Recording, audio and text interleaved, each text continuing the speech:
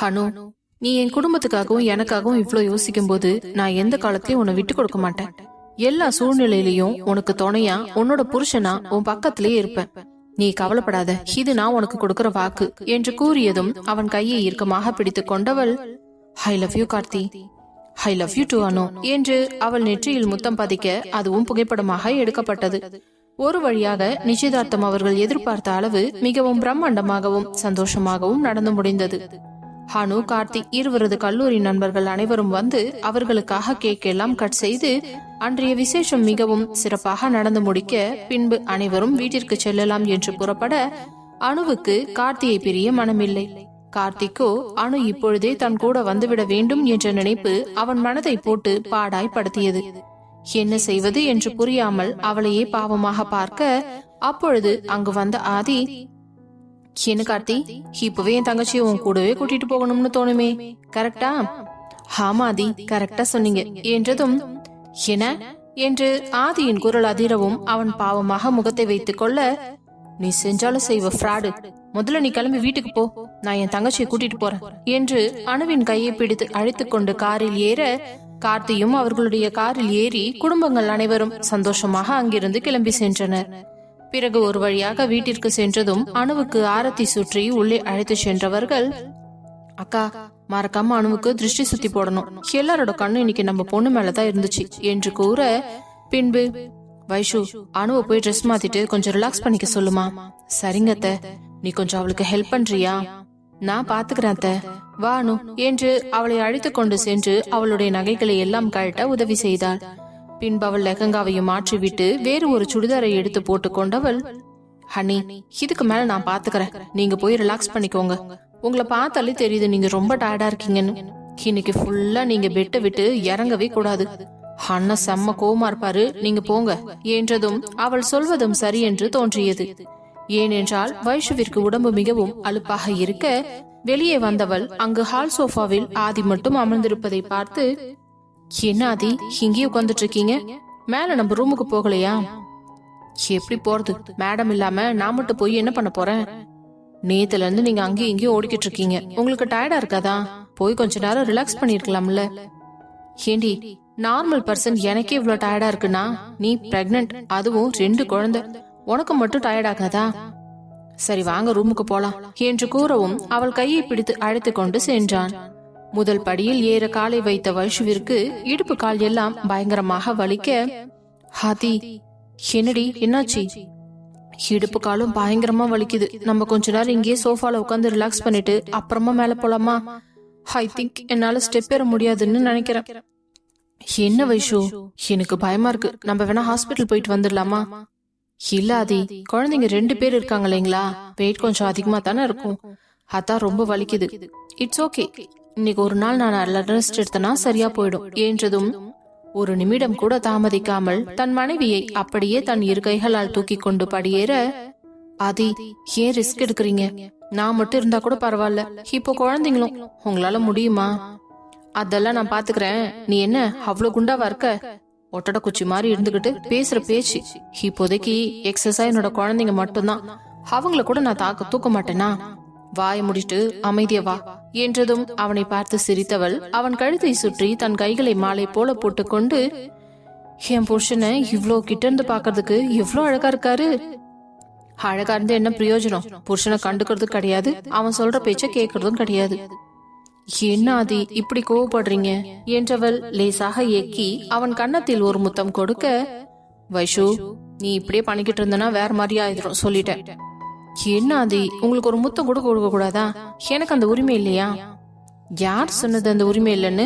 இன்னைக்கு நீ எவ்வளவு டயர்டா இருக்கன்னு எனக்கு தெரியும், நீ பேசாட்டிக்கு அமைதியா வா என்றவன் அவளை தூக்கி கொண்டு தங்களது அறைக்கு சென்று கதவை சாத்தி விட்டு பார்க்க உடனே வைஷுவோ தன் கையால் கதவின் லாக்கை போட்டாள். பின்பு அவளை மெதுவாக தூக்கி சென்று மெத்தையில் அமர வைத்தவன், வைஷு இந்த ஜுவல்ஸ் சாரி எல்லாமே சேஞ்ச் பண்ணிக்கோ சரியா? ஓகே ஆதி, எனக்கு ரொம்ப டயர்டா இருக்கு, சோ நைட்டி போட்டுக்கவா? போட்டுக்கடி, இதுல என்ன கேள்வி என்றவனிடம் அவளிடம் கபோர்டிலிருந்து ஒரு நைட்டியை எடுத்து கொடுத்து விட்டு அவள் கழுத்தில் இருந்த நகைகளை எல்லாம் கழட்டி கபோர்டில் கொண்டு சென்று வைக்க பின்பு மெதுவாக எழுந்து உடை மாற்றும் அறைக்கு சென்றவள், நைட்டியை மாற்றிக்கொண்டு வந்து ரெஸ்ட் ரூம் சென்று விட்டு ஃப்ரெஷ் ஆகி வெளியே வந்து மெத்தையில் அமர்ந்தாள். அவள் அருகே வந்து அமர்ந்தவன் அவள் காலை தூக்கி தன் மடிமேல் வைத்துக் கொண்டு மெதுவாக அவள் பாதங்களை அமுத்தி கொடுத்தான். அது மிகவும் இதமாக இருக்க வைஷுவோ, அதே எப்படி சொல்றதுன்னே தெரியல, அவ்வளோ வலி இருந்துச்சு. உங்க கைப்பட்ட உடனே அந்த வலியெல்லாம் காணாம போன மாதிரி எனக்கு ஒரு ஃபீல் ஆகுது. உங்க கையில ஏதோ மேஜிக் இருக்காதி? பொண்டாட்டிக்காக சந்தோஷமா பார்த்து பார்த்து செய்யற விஷயம் எல்லாம் நல்லா தான் இருக்கும்.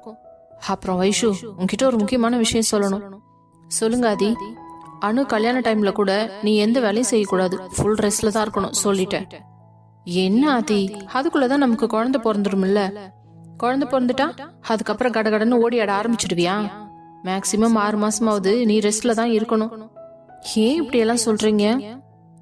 ஆமா, என்னவோ சொல்வாங்களே, குழந்தை பிறந்தா ஏதோ பச்சை உடம்பு அப்படிங்கிற மாதிரி, அந்த மாதிரி இருக்கும் உடம்பு. உன்னை கவனமா பாத்துக்க வேண்டியது தான் என்னோட பொறுப்பு. என் பேச்ச கேட்காம நீ ஏதாவது சேட்டை பண்ணேன்னு தெரிஞ்சது, அப்புறம் நான் மனுஷனாவே இருக்க மாட்டேன். பழைய ஆதியை பத்தி உனக்கு தெரியும்ல. ஐயோ, இப்ப எதுக்கு அந்த மனுஷனை ஞாபகப்படுத்துறீங்க? இப்ப கொஞ்ச நாளா தான் அவர் வெளியில வர்றது இல்லையே, திரும்ப வர வச்சிடாத. ஓகே கூல் ஆதி. சரி, கண்ணை மூடி கம்னு படு. நான் இப்படியே உனக்கு கொஞ்ச நேரம் காலை புடிச்சு விடுறேன். வாய் முடிட்டு பேசாம படு என்று கூறவும் வேறு வழி இல்லாமல் அமைதியாக படித்தவள் அவன் கால்களை பிடித்து விட்ட சுகத்திலேயே அப்படியே கண்ணுறங்கி விட்டாள். குழந்தை போல தூங்கும் தன் மனைவியை அருகே சென்று பார்த்தவன், எவ்வளவு கஷ்டப்படுறா என்று கூறிவிட்டு அவள் அருகே படுத்து அவளை அணைத்துக் கொண்டவன் அவனுக்கு இருந்த டயர்டில் அவனும் தூங்கி போனான். வீட்டிற்கு சென்றதும் பிரியங்காவிற்கும் ஹரி இதே வேலையை தான் செய்து கொண்டிருந்தான். ஏனோ தெரியவில்லை, அவள் கால்கள் திடீரென்று வீங்கிவிட்டது போல இருக்க, பிரியங்கா என்னடி உன் கால் இப்படி வீங்கி இருக்கு? ரொம்ப நேரம் நின்னுட்ட போல இருக்கு ஹரி, அதனாலதான். சரி, ஒரு நிமிஷம் இரு என்றவன் வேகமாக கிச்சனுக்கு சென்று வெது வெதுவென்று சுடுதண்ணி வைத்து எடுத்துக்கொண்டு வந்து கீழே வைத்தவன், இதுல காலை விடுடி, கொஞ்சம் நல்லா இருக்கும் உனக்கு என்றதும், எதுக்கு ஹரி இதெல்லாம்? நான் சொல்றத மட்டும் செய் என்று கண்டிப்பாக கூற வேறு வழி இல்லாமல் அந்த வெது வெதுப்பான நீரில் தன் கால்களை முக்க அவளுக்கு மிகவும் இதமாக இருந்தது.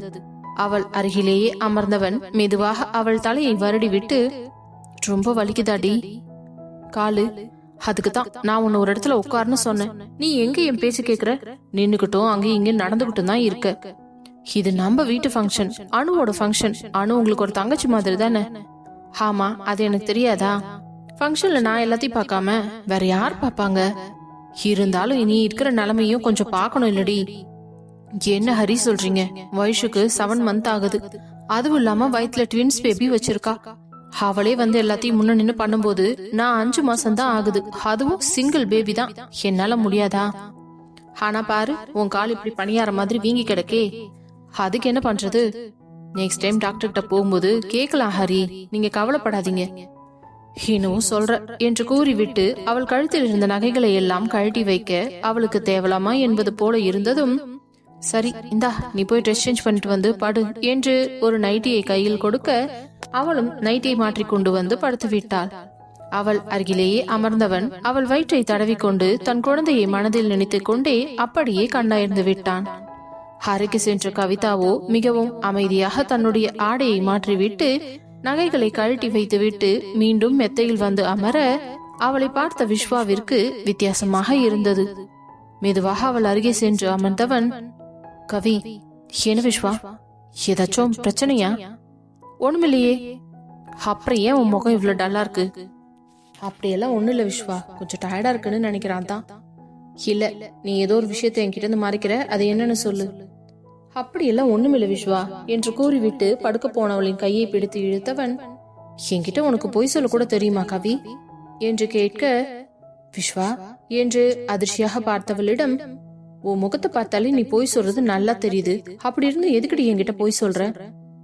இல்ல விஸ்வா, நான் பொய் தான் சொன்னேன். ஆனா அந்த விஷயத்த உங்ககிட்ட சொல்றதுக்கு தான் எனக்கு கஷ்டமா இருக்கு. ஏன் அப்படி? இல்ல, அதுல உங்களுக்கு விருப்பம் இல்லைன்னு நீங்க சொல்லியிருக்கீங்க, அதனாலதான். எந்த விஷயத்த பத்தி பேசுற? எதா இருந்தாலும் டைரக்டா சொல்லு, எதுக்கு இப்படி சுத்தி வளைச்சு பேசிக்கிட்டு இருக்க? பரவாயில்ல விடுங்க விஸ்வா, இது ஒரு விஷயமா என்று விட்டு மீண்டும் படுக்க சென்றவளை வலுக்கட்டாயமாக இழுத்து அமர்த்தியவன், இப்ப நீ இந்த விஷயத்த சொல்லல, நான் இனிமே உன்கிட்ட பேசவே மாட்டேன் கவி என்றதும் பதறி போனவள், இல்ல விஸ்வா, இன்னைக்கு அம்மாவும் அப்பாவும் ரொம்ப வருத்தப்பட்டாங்க என்கிட்ட. எதுக்குடி? இல்ல, நம்ம வீட்டுக்கே வர்றதில்ல போறதில்ல அப்படின்னு சொல்லிக்கிட்டு ரொம்ப வருத்தப்பட்டாங்க. என்ன பார்க்க முடியலன்னு ரொம்ப ஃபீல் பண்ணாங்க.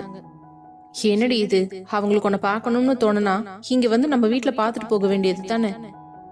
இல்ல விஸ்வா, அவங்க என்ன நினைக்கிறாங்கன்னா, கல்யாணம் பண்ணி கொடுத்ததுக்கு அப்புறம் பொண்ணு வீட்டுக்கு அடிக்கடி வந்துட்டு போக கூடாது, அது மரியாதையா இருக்காதுன்னு நினைக்கிறாங்க. அவங்க கொஞ்சம் பழைய காலத்து ஆளுங்க இல்லையா, அதனால வேற வழி இல்ல, அவங்க அப்படித்தான் இருப்பாங்க. அவங்கள நம்மால மாத்தவும் முடியாது. சரி, அதுக்கு என்ன வந்து ஒரு வாரம் அங்க தங்க சொன்னாங்க. நான் தான் உங்க மாப்பிள்ளைக்கு வேலை இருக்கு, அவர் ஃப்ரீ ஆனதுக்கு அப்புறமா நான் கூட்டிட்டு வரேன்னு இது ஏதோ காரணம் சொல்லி சமாளிச்சு அனுப்பிட்டேன். பிரசாந்த் கூட மாமாவை கூப்பிட்டுட்டு வாங்கக்கா, நீங்க வந்த போது எவ்வளவு ஜாலியா இருந்துச்சுன்னு சொல்லிக்கிட்டே இருந்தான். நான் அவன்கிட்ட சொல்லியிருக்கேன், மாமாவோட ஒர்க்கு ஃப்ரீ ஆனதுக்கு அப்புறம் கண்டிப்பா வந்து தங்குறேன்டான்னு. அவள் கூறி முடிக்கவும் ஆழ்ந்த பெருமூச்சு ஒன்றை விட்டவன், சரி நீ கொஞ்ச நேரம் ரிலாக்ஸ் பண்ணிக்கோ, நாளைக்கு காலையில உங்க வீட்டுக்கு கிளம்பி போகலாம், சரியா? இல்ல விஸ்வா, நான் நாளைக்கு காலேஜுக்கு போகணும். நாளைக்கு காலேஜ் இருக்கா? சரி ஓகே, நீ ஒரு வாரத்துக்கு காலேஜ் லீவ் போட்டுரு. என்ன விஸ்வா திடீர்னு இப்படி சொல்றீங்க? எப்படி ஒரு வாரத்துக்கு லீவ் போட முடியும்? என்னடி, இப்பதானே எக்ஸாம் எல்லாம் முடிஞ்சிருக்கு, உடனே உனக்கு எக்ஸாம் வரப்போகுது. இல்லதான், இன்னும் 3 months ஆவது ஆகும். அப்புறம் என்ன? சரி, இப்படியே விட்டா நீ பேசிக்கிட்டு தான் இருப்ப, ஒரு நிமிஷம் இரு என்றவன் வேகமாக ஒரு பெட்டியை எடுத்து வைத்து அவளது ஆடைகளை மட்டும் அதில் அடுக்கி கொண்டிருக்க, அதை பார்த்தவளுக்கு பதட்டமாகிவிட்டது. என்ன இந்த விஸ்வா, என்ன மட்டும் வீட்டுக்கு அனுப்பி வைக்க போறாரா? அப்படி மட்டும் நடக்கவே கூடாது கடவுளே. இவர் இல்லாம தனியாளா நான் எங்க வீட்டுக்கு போகவே மாட்டேன். என்னால இவர் பிரிஞ்சு இருக்கவும் முடியாது.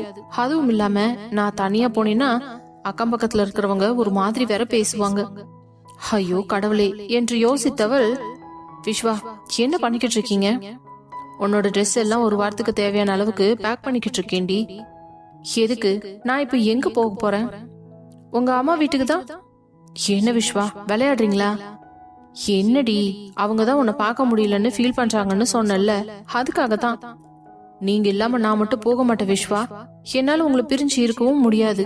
நான் அப்படி தனியா போறது ரொம்பவும் தப்பு. இதுக்கும் சேர்த்து அம்மா அப்பா என்னதான் திட்டுவாங்க, தயவு செஞ்சு விட்டுருங்க என்று வேகமாக சென்று படுக்க போனவள் மீண்டும் ஒரு முறை அந்த பெட்டியை பார்க்க, அப்பொழுது இருவரது துணிகளும் தான் அதில் இருந்தது. கோபத்தில் கண்மண் தெரியாமல் அதை கவனிக்காமல் விட்டவளுக்கு அப்பொழுதுதான் புரிந்தது அவனும் தன் கூட வருகிறான் என்று. உடனே வேகமாக எழுந்து சென்று அவனை பின்னால் இருந்து அணைத்துக் கொண்டவள், விஸ்வா நீங்களும் என் கூட வரீங்களா?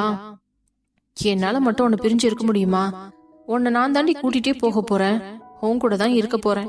என்ன எதுனே தெரியாம என்ன திட்டிட்டல்ல நீ. சாரி விஸ்வா, நான் சரியா கவனிக்கல. சரி விடு, இதுக்கான தண்டனை உனக்கு இருக்குது, அத எப்ப கொடுக்கணும்னு எனக்கு தெரியும். இப்ப நான் உன்கிட்ட ஒரு விஷயம் சொல்றேன், அத உடனே நீ செய்வியா? சொல்லுங்க விஸ்வா, நீங்க சொன்னீங்கன்னா நான் என்ன வேணாலும் செய்வேன். அப்படியா? போய் சீக்கிரம் ட்ரெஸ் சேஞ்ச் பண்ணிட்டு கிளம்பு. எங்க போறோம்? என்னடி இது லூசுத்தனமா கேள்வி கேட்டுட்டு இருக்க?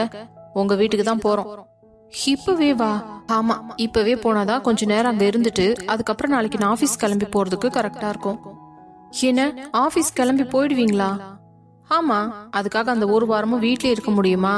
மார்னிங் ஆபீஸ் போயிட்டு ஈவினிங் டைரக்டா உங்க வீட்டுக்கே வந்துடுற, சரியா? Okay Vishwa, thank you so much என்று அவனை அணைத்து கொள்ள அவனும் அவளை அணைத்து விட்டு பின்பு, இப்போ நீ கிளம்புறியா இல்ல நாளைக்கே போய்க்கலாமா? இப்ப பாருங்க 5 நிமிஷத்துல எப்படி கிளம்பி வரேன்னு என்று வேக வேகமாக உடைமாற்றும் அறைக்குள் சென்றவள் ஒரு புடவையை எடுத்து கட்டிக்கொண்டு அழகாக தயாராகி முடித்து விட்டு, ஆனா விஸ்வா, அத்தம்மா கிட்ட நம்ம இதை பத்தி சொல்லவே இல்லையே. நீ அதுக்குள்ள தலையெல்லாம் சீவி ரெடி ஆகிட்டே இரு, நான் அம்மா அப்பாவை போய் பார்த்து இந்த விஷயத்த சொல்லிட்டு வந்துடுறேன். சரி என்றவள் கண்ணாடி முன் சென்று அழகாக தன்னை அலங்காரப்படுத்தி கொண்டாள். அதே நேரம் வெளியே வந்த விஸ்வா தன் தாய் தந்தையின் அறைக்கு சென்று கதவை தட்ட, எழுந்து வந்து கதவை திறந்த கண்மணி விஸ்வாவை பார்த்ததும், என்னப்பா ஏதாச்சும் வேணுமா? இல்லம்மா, நானும் கவியும் ஒரு வாரம் அவங்க அம்மா வீட்டுல போய் இருந்துட்டு வரலாம்னு இருக்கோம். இப்போ கிளம்புறோமா? அப்படியா, ரொம்ப சந்தோஷம். இன்னைக்கு கூட அவங்க ரொம்ப வருத்தத்தோட தான் பேசினாங்க. நீ கவியை கூட்டிட்டு போனீனா அவங்க ரொம்பவே சந்தோஷப்படுவாங்க. 2 பேரும் ரொம்ப ஹாப்பியாவே இருந்துட்டு வாங்க. ரொம்ப தேங்க்ஸ்மா. அப்பா ரொம்ப டயர்டா இருக்காருப்பா, தூங்கிட்டாரு. நான் அவர்கிட்ட சொல்லிக்கிறேன், நீங்க 2 பேர் கிளம்புங்க. சரிங்கம்மா. அப்போ பிரியங்கா ஹரிக்கிட்டையும் நான் சொல்லிடுறேன், நீங்க கிளம்புங்க என்றதும் மீண்டும் தன் அறைக்கு வந்தவன் தன் மனைவி மெத்தையில் அமர்ந்து எதையோ யோசித்துக் கொண்டிருப்பதை பார்த்து, என்னடி என்ன ரொம்ப தீவிரமா யோசிச்சுட்டு இருக்க? விஸ்வா, வந்துட்டீங்களா? அத்தை மாமா என்ன சொன்னாங்க? அம்மா கிட்ட சொல்லிட்டேன், அவங்களுக்கும் ரொம்ப சந்தோஷம், சந்தோஷமா போயிடுவாங்கன்னு சொல்லிட்டாங்க. அப்பா தூங்கிட்டு இருக்காராம், அதான் அப்புறம் சொல்லிக்கிறேன்னு சொன்னாங்க. சரி விஸ்வா, அப்புறம் ஏண்டி இன்னும் உட்கார்ந்துட்டு இருக்க? வா போலாம் என்று அவள் கையை பிடித்து அழைத்து கொண்டு அந்த பேக்கையும் தள்ளி கொண்டு புறப்பட்டவன், எல்லாம் எடுத்துக்கிட்டல்ல? நான் எங்க எடுத்தேன்? எல்லாமே நீங்க தான் எடுத்தீங்க. நான் எடுத்துட்டு வந்தாலும் நீ பாக்கலையா? நான் வேணா ஒரு வாட்டி செக் பண்ணிக்கவா? சூட்கேஸ் கொடுங்க என்றதும், அதெல்லாம் ஒன்னும் பிரச்சனை இல்ல, ஏதாவது தேவைனா கூட வாங்கிக்கலாம், நீ ஃபர்ஸ்ட் வா என்று அவளை அழைத்து கொண்டு வந்து அவனிடமிருந்த சாவியை போட்டு கதவை திறந்து மீண்டும் கதவை பூட்டியவன் கவிதாவையும் அமர வைத்து நேராக அவரது வீட்டிற்கு தான் புறப்பட்டு சென்று கொண்டிருந்தான். அப்பொழுது கவிதா மிகவும் சந்தோஷமாக இருப்பதை பார்த்தவன், கவி, அத்தைக்கு போன் பண்ணி நம்ம அங்கதான் வந்துட்டு இருக்கோம்னு சொல்லு. ஏன் விஸ்வா, நம்ம டைரக்டா போய் அவங்களுக்கு சர்ப்ரைஸ் கொடுக்கலாம்ல? இல்லடி, வயசானவங்க ஏதாவது அசந்து போய் தூங்கிட்டு இருப்பாங்க, அந்த நேரத்துல நம்ம தொல்லை பண்ணக்கூடாது. அதுவும் இல்லாம நம்ம வரோம்னு சொல்லிட்டோம்னா அவங்களும் கொஞ்சம் சந்தோஷமா இருப்பாங்கல்ல. சரி, ஒரு நிமிஷம் இருங்க என்று போனை எடுத்து அவள் அம்மாவிற்கு அழைத்து தாங்கள் வரும் விஷயத்தை கூறிவிட்டு சந்தோஷமாக போனை வைத்தாள். சிரித்த முகமாக இருந்த மனைவியை பார்த்தவனுக்கு அப்படி ஒரு ஆனந்தமாக இருந்தது. கவி, இன்னைக்கு என்ன உன் முகம் இவ்ளோ சந்தோஷமா இருக்கு? என்ன விஸ்வா, எந்த பொண்ணுக்கு தான் அம்மா வீட்டுக்கு போறதுன்னா பிடிக்காது சொல்லுங்க? அதுவும் புருஷன் சந்தோஷமா கூட்டிட்டு போற மாதிரி இருந்துச்சுன்னா அந்த பொண்ணு ரொம்பவே பாக்கியசாலிதான். எவ்வளவு பேர் பாருங்க, மாமியார் வீட்டுக்கு போகணும்னா அவங்களுக்கு எப்படித்தான் இருக்குமோ, மூஞ்சில சுடுதண்ணிய ஊத்துன மாதிரியே கடுகடுன்னு வச்சிருப்பாங்க. அங்க போனாலும் யார்கிட்டையும் பெருசா ஒட்டாம ஏதோ பெரிய மிலிட்டரி ஆபீஸ் மாதிரி உட்கார்ந்துட்டு சீனை போடுவாங்க. அந்த மாதிரி இருக்கிறவங்கள எனக்கு சுத்தமா பிடிக்காது. ஆனா என் விஸ்வா அப்படி இல்ல என்று அவன் கைக்குள் தன் கையை கொடுத்து அவன் தோளில் சாய்ந்து கொண்டவள், என்னுடைய ஃபீலிங்ஸ மதிச்சு என்ன சந்தோஷமா அம்மா வீட்டுக்கு கூட்டிட்டு போறீங்க, எனக்கு இதை விட வேற என்ன வேணும்? அதான் என் முகத்துல இப்படி ஒரு சந்தோஷம். கவி, நீ ஹாப்பியா இருக்கணும், எனக்கு அது மட்டும் தான் வேணும், சரியா? என்று அவன் தோளில் சாய்ந்து கொண்டாள். பிறகு அவன் ஒரு கடையில் நிறுத்திவிட்டு அவர்கள் வீட்டில் செல்வதற்கு முன் தான் எப்பொழுதும் வாங்குவது போல நிறைய ஸ்நாக்ஸ், ஃப்ரூட்ஸ் என்று அனைத்தையும் வாங்கி குவித்து கொண்டவன் பிறகு மீண்டும் அவளை அழைத்து கொண்டு தன் மாமியார் வீட்டிற்கு செல்ல அவர்கள் வீட்டின் முன்னால் கார் வந்து நின்றதுதான் தாமதம். உடனே அந்த தெருவில் இருப்பவர்கள் எல்லாம் கூடி கூடி பார்க்க விஸ்வாவும் கவிதாவும் ஜோடியாக கீழே இறங்க அவர்களை அனைவரையும் மீண்டும் உற்று உற்று பார்த்து கொண்டிருக்க, அதே நேரம் அவள் கையை இறுக்கமாக பிடித்தவன், இந்த மக்களுக்கு வேற வேலையே இல்ல, எதுக்குதான் இப்படி உத்து உத்து பாத்துட்டு இருக்காங்களோ? அதுக்குதான் விஸ்வா நான் தனியா வரமாட்டேன்னு சொன்னேன். நான் மட்டும் தனியா வந்திருந்தா இந்நேரம் கண்ணு, காது, மூக்கு, வாயெல்லாம் வச்சு என்னெல்லாமோ பேசியிருப்பாங்க. எனக்கு தெரியும்டி, நான் உன்னை தனியா அனுப்ப மாட்டேன், நீ கவலைப்படாத என்று விட்டு சுட்கேஸை இழுத்து கொண்டு அவளுடன் உள்ளே செல்ல, அதற்குள் வாசலுக்கு வந்த கவிதாவின் அம்மாவும் அப்பாவும் இருவரையும் வரவேற்று உள்ளே அழைத்து சென்றனர். ஹாலில் அமர்ந்த கவிதாவும் விஸ்வாவும், என்னத்த மாமா, உங்களை டிஸ்டர்ப் பண்ணிட்டோமா? என்ன மாப்பிள்ள இப்படி சொல்றீங்க? நீங்க இங்க வர்றதுதான் எங்களுக்கு சந்தோஷமே, இதனால எங்களுக்கு எந்த தொந்தரவும் இல்ல. இது வரைக்கும் நீங்க ஒரே ஒரு தடவை தான் வந்திருக்கீங்க, அதோட இப்பதான் வரீங்க. ஏன் மாப்பிள்ள, எங்களுக்குன்னு வேற யாரு இருக்கா? நீங்க மட்டும்தான் இருக்கீங்க. அப்பப்ப வரப்போக இருந்தா தானே எங்களுக்கும் கொஞ்சம் சமாதானமா இருக்கும். ஏதோ எங்களுக்கு யாருமே இல்லாம நாங்க தனிமையில வாழற மாதிரியே எனக்கு ஒரு ஃபீல் ஆகுது. இந்த பிரசாந்த் பையனும் அப்பப்ப ஸ்போர்ட்ஸ்னு கிளம்பி ஊருக்கு போயிடுறான். நானும் அவரும் மட்டும்தான் இந்த வீட்டுல. ரொம்ப கொடுமைதான் மாப்பிள்ள என்று அவர் பாவமாக பேசியதை பார்த்த விஸ்வாவிற்கு தான் எவ்வளவு பெரிய தவறு செய்து விட்டோம் என்பது அப்பொழுதுதான் புரிந்தது. அத்த, நீங்க கவலைப்படாதீங்க, இனிமே அப்பப்ப நானும் கவியும் வந்து உங்களை பார்த்துட்டு தான் போவோம். நீங்க தனியா இருக்கீங்கன்னு எதுவும் நினைச்சு ஃபீல் பண்ணாதீங்க. ரொம்ப சந்தோஷம் மாப்பிள்ள, இந்த வார்த்தையை கேக்குறதுக்கு அவ்வளவு மகிழ்ச்சியா இருக்கு. சரி, என்ன சாப்பிடுறீங்க? காஃபியா டீயா? இல்லத்த, இப்ப வேண்டாம், கொஞ்சம் மணி ஆகட்டுமே. சரி கவி, மாப்பிள்ளைய ரூம்க்கு கூட்டிட்டு போ, கொஞ்ச நேரம் ரெஸ்ட் எடுத்துக்கிட்டோம். ஆமாம்மா, எனக்கும் செம்ம டயர்டா இருக்கு. இன்னைக்கு ஃபங்க்ஷன்ல அங்க இங்க நடந்துட்டே இருந்ததுல என் காலு, இடுப்பு எல்லாம் உடஞ்சிடும் போல இருக்குது. சரிடி, நீ மாப்பிள்ளைய கூட்டிட்டு போ, நான் கொஞ்ச நேரம் கழிச்சு காஃபி போட்டு எடுத்துட்டு வரேன். சரிமா என்றவள் எழுந்து விஸ்வாவை பார்த்து, விஸ்வா வாங்க உள்ள போலாம் என்றதும் அந்த பெட்டியை தள்ளிக்கொண்டு அவளின் அறைக்குள் நுழைந்தவன் அந்த சூட்கேஸை ஓரமாக வைத்துவிட்டு திரும்ப, அதே நேரம் கவிதா அந்த அறையின் கதவை லாக் செய்து விட்டு வேகமாக ஓடி வந்து அவனை இறுக்கமாக அணைத்துக் கொண்டு அவன் மார்பில் தன் முகத்தை புதைத்துக் கொண்டாள். என்னடி, என்னாச்சு? இன்னைக்கு நான் ரொம்ப சந்தோஷமா இருக்கேன் விஸ்வா. ஏன்னா நான் ஏதோ புண்ணியம் பண்ணிருக்கேன்னு தான் நினைக்கிறேன். இனி எத்தனை ஜென்மம் எடுத்தாலும் நீங்க தான் எனக்கு புருஷனா வரணும். அப்போ அதுக்கு என்னடி அர்த்தம்?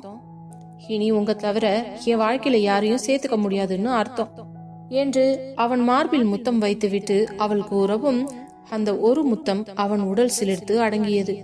பின்பு அவளை மெதுவாக தன்னிடமிருந்து பிரித்தவன், சரி, இப்பதானே வெளியில கை கால் இடுப்பெல்லாம் வலிக்குதுன்னு சொன்ன, கொஞ்ச நேரம் வந்து ரிலாக்ஸ் பண்ணிக்கோ. நீங்க? நானும் தாண்டி உன்னை விட்டுட்டு எங்க போறேன். இதோட நான் நாளைக்கு காலையில தான் ஆபீஸ்க்கு போவேன். அது வரைக்கும் உன் கூட தான் இருப்பேன். ஓகே, தேங்க்யூ விஸ்வா என்று அவன் மீசையை பிடித்து கிள்ளி முத்தம் கொடுத்து விட்டு மெத்தையில் சென்று தொப்பென்று விழுந்தவள் அவனை நோக்கி தன் இருக்கைகளையும் நீட்ட அவனும் அவளுடைய அணைப்பிற்குள் வந்து விழுந்தான். பிறகு இருவரும் அசதியில் அப்படியே உறங்கிவிட்டனர். அடுத்த நாள் காலை எழுந்தவன் பரபரப்பாக கிளம்பி ஆபீஸுக்கு புறப்பட்டு கொண்டிருக்க, கவிதாவோ காலையிலேயே கிச்சனுக்குள் நுழைந்து பிரேக்பாஸ்ட் செய்வதற்காக அவள் அன்னைக்கு உதவி செய்து கொண்டிருந்தாள். சுட சுட டிஃபனை எடுத்துக்கொண்டு வந்து டேபிளில் வைத்துவிட்டு மீண்டும் தன் அறைக்கு சென்றவள் தன் கணவன் அழகாக தயாராகி முடித்து கிளம்புவதை பார்த்து, விஸ்வா, டிஃபன் ரெடி, வரீங்களா சாப்பிடலாம்? ஓகேடி, சீக்கிரமா கிளம்பணும் ஆபீஸ்க்கு. இன்னைக்கு ஒரு முக்கியமான மீட்டிங் இருக்கு. ஆதியோட மெசேஜ் வந்திருக்கு. டிஃபன் ரெடியே இருக்கு, சாப்பிட்டுட்டு உடனே கிளம்புங்க என்றதும் அவன் தயாராகி வருவதை பார்த்த கல்யாணிக்கும் கேசவனுக்கும் அதிர்ச்சியாக இருந்தது. உடனே கவிதாவிடம், என்ன கவிதா, மாப்பிள்ள ஆபீஸ்க்கு போறாரா? ஆமாமா, அவருக்கு வேலை இருக்குது இல்ல. அப்போ நீ என்று பாவமாக முகத்தை வைத்துக் கொண்டு கேட்க, நான் இங்கதாமா இருப்பேன். மாப்பிள்ள இல்லாம நீ மட்டும் தனியா இருப்பியாமா? ஐயோ அம்மா, காலையில ஆபீஸ்க்கு போயிட்டு ஈவினிங் நம்ம வீட்டுக்கு தான் வருவாரு, சரியா? ஒரு வாரமும் இப்படித்தான் போகும். என்ன, ஒரு வாரம் நீங்க தங்க போறியா? ஏமா, வேண்டாமா? அப்படி இல்ல, நீ 2 நாள்ல போயிடுவேன்னு நினைச்சேன். நீ ஒரு மாசம் தங்கினாலும் எனக்கு சந்தோஷம் தாண்டி. உடனே கவிதாவின் அப்பா, கவி, நீ சொல்றது கேட்கவே எனக்கு ரொம்ப சந்தோஷமா இருக்கு. ஒரு வாரம் நீயும் மாப்பிளையும் இருக்க போறீங்க, அதை நினைச்சாலே எனக்கு ரொம்ப ஹாப்பியா இருக்கு. சரி, முதல்ல மாப்பிளைய உட்கார வை. அவர் இருக்கிற வேகத்தை பார்த்தா ஏதோ முக்கியமான வேலை இருக்குதுன்னு நினைக்கிறேன். ஆமாப்பா, அதுதான் அவரு சொல்லிட்டு இருந்தாரு என்று கூறவும், பின்பு போன் பேசிக் கொண்டிருந்த விஸ்வா போனை வைத்து விட்டு வந்து டைனிங் டேபிளில் வந்து அமர்ந்தவன், குட் மார்னிங் மாமா. குட் மார்னிங் மாப்ள, ஏதோ அவசர வேலை இருக்கு போல உங்களுக்கு? ஆமா, இன்னைக்கு ஒரு முக்கியமான மீட்டிங் இருக்கு. ஆதிதான் மெசேஜ் பண்ணிருந்தான். இப்ப கூட அவனுக்கு தான் கால் பண்ணி பேசினேன். சீக்கிரம் கிளம்பி போகணும். சரிங்க மாப்ள, நீங்க சாப்பிடுங்க என்றதும் வேக வேகமாக அமர்ந்து சாப்பிட்டவன் தன் மனைவியை பார்த்து, கவி, நீயும் உட்கார்ந்து சாப்பிடு. இல்லைங்க, நான் அம்மா கூட சாப்பிட்டுக்கிறேன், நீங்க ஃபர்ஸ்ட் சாப்பிட்டு கிளம்புங்க என்று கூறவும், அவனும் சரி என்று காலை உணவை திருப்தியாக முடித்துக் கொண்டு கை கழுவி விட்டு வந்தவன், சரி கவி, அப்ப நான் கிளம்புறேன். அத்தை, மாமா, நான் போயிட்டு வரேன். போயிட்டு வாங்க மாப்ள என்று சந்தோஷமாக கூற, உடனே லேப்டாப் பேக்கை கவியிடமிருந்து கேட்க, நான் வெளியில வரைக்கும் வரேன் விஸ்வா, வாங்க நீங்க என்று அவனை அழைத்து கொண்டு அவன் பின்னாலேயே சென்றாள். வெளியே சென்றவன் காருக்குள் ஏறுவதற்கு முன்பு அவள் கையில் இருந்த லேப்டாப் பேக்கை வாங்கி கொண்டு, சரி கவி, நான் போயிட்டு வரேன், நீ கவனமா பத்திரமா இருந்துக்கோ. ஈவினிங் நான் வந்து உன்னை எங்கேயாச்சும் வெளியில கூட்டிட்டு போறேன். ஓகே விஸ்வா என்று சந்தோஷமாக கூற, அவளை தன் அருகே இழுத்து பிடித்தவன் அவள் நெற்றியில் ஒரு அழுத்தமான முத்தத்தை பதித்து விட்டு காரில் ஏறினான். ஆனால் கவிதாவிற்கு மிகவும் சங்கோஜமாக இருந்தது.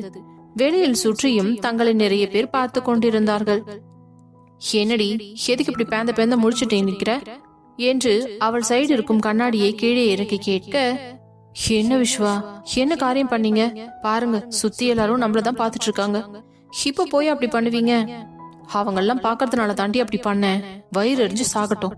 ஏதோ சோளக்காட்டு பொம்மைய பாக்குற மாதிரி எப்ப வந்தாலும் நம்மள இப்படி உத்து உத்து பாத்துட்டு இருக்காங்க.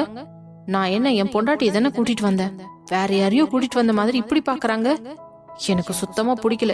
இப்படி எல்லாம் ஏதாவது ஒம்பு பண்ணாதான் இனி நம்ம வந்தாலே தலை தச்சு ஓடுவாங்க என்று அவன் கூறவும், அவனை பார்த்து புன்னகைத்தவள், ஓகே விஸ்வா, பாய் என்று கூறி அவனை வழி அனுப்ப அவனும் காரை எடுத்துக்கொண்டு நேராக அலுவலகத்திற்கு புறப்பட்டு சென்று விட்டான்.